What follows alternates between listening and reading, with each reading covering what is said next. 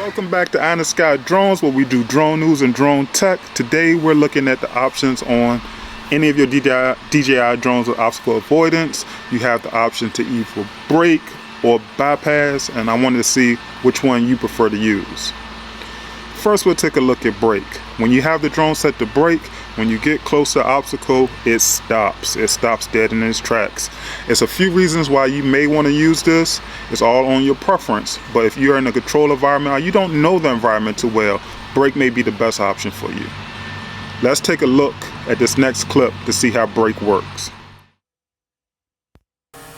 As we get lined up with the obstacle, it's right in front of us, and we will begin to see the warnings pop up on the screen for there's an obstacle there. And as you can see, I'm pressing full forward and it's not moving.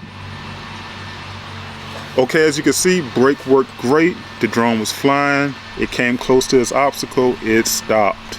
It got to a point where I was pressing still forward on the sticks and it wouldn't go anymore.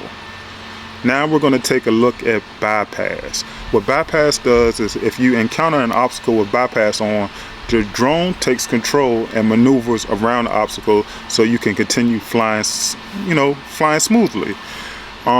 Some settings or some scenarios that this would be great on is if you're doing active track. You may want to set it to bypass, so if you come and encounter with an obstacle, it doesn't stop and you're still moving, it will generate its way around that obstacle and continue to follow you.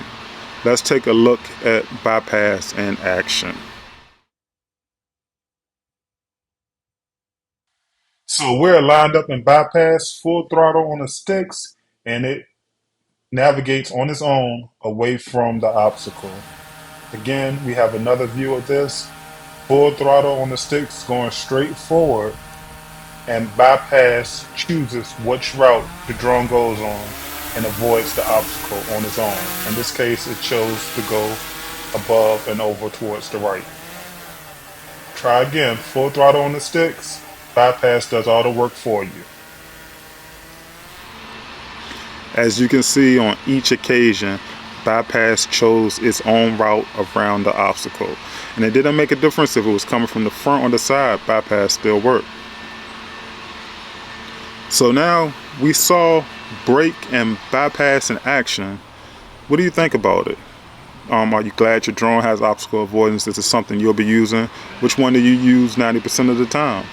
Drop some comments below. Let other drone users know what you use and what works for you. We're all a big collective family here. We can all learn from each other. Well, if you like what you saw, hit the like and subscribe button. There'll be more videos coming soon. And as always, be safe and have fun flying.